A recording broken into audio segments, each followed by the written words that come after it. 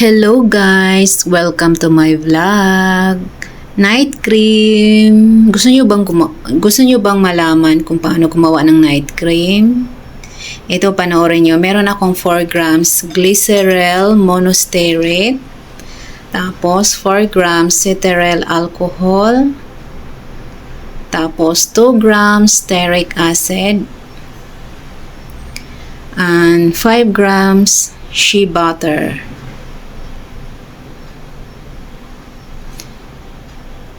Pagkatapos niyan, 10 grams jojoba oil.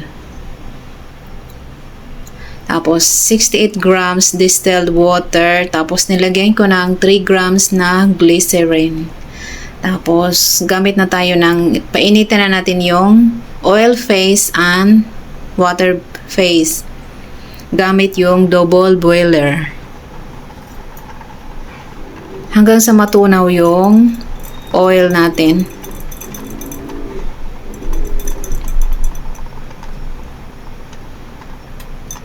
Yan, halo-haloin lang. Dapat talaga siguraduhin na lahat ng oil ay tunaw na.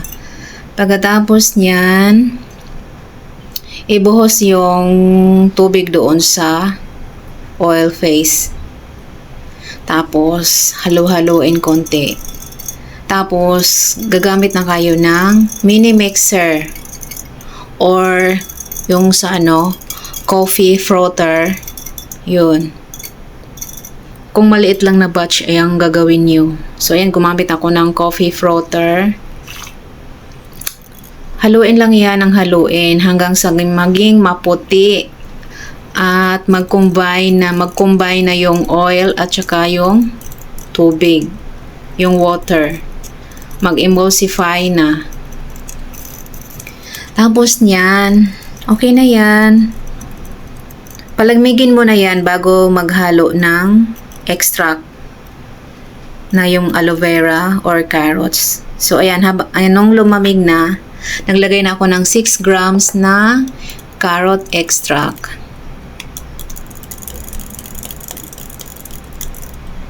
Dapat yung carrots, salain nyo sa pinong-pino na salaan. Yung salaan ng tea, yung pinaka-pinong salaan. Tapos, ayan, yung ganyan yung aloe vera na ginagamit ko. Napakalagkit nito, ang hirap salain, pero ganyan tayo katyaga. Passion natin yung mga ganitong bagay. So, wala sa atin yan. So, i-blender ko lang yan. Talagang matrabaho ito. Dito na ako natagalan sa aloe vera kasi sobrang lagkit. Tapos, ang hirap pa lumabas doon sa salaan. So, ayan na. Sinala ko na.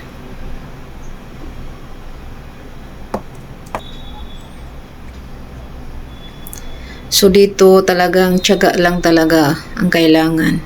Pero kung gusto mo na ayaw mo ng ganitong magpakahirap, pwede ako gumamit ng aloe vera gel.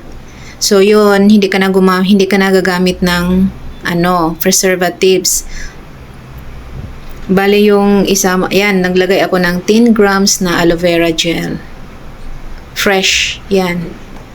Tapos, hindi mo na siya isama yung sa pagkwenta yung preservatives.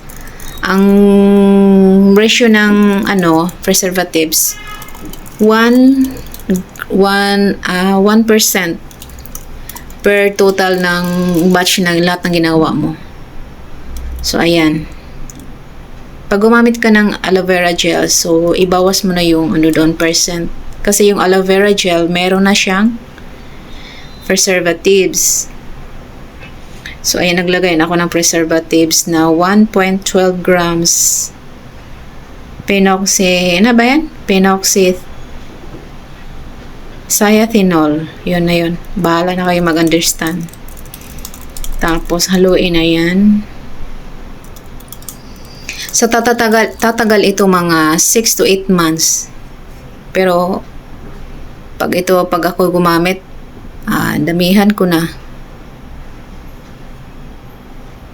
So, ay nilipat ko na sa aking cream box o sa aking container. Binili ko yan sa Taobao. So, ayan na yung aking night cream. So, hanggang dito na lang yung aking video. Maraming salamat sa panonood. Bye! See you on my next video. Abangan yung aking lotion for summer.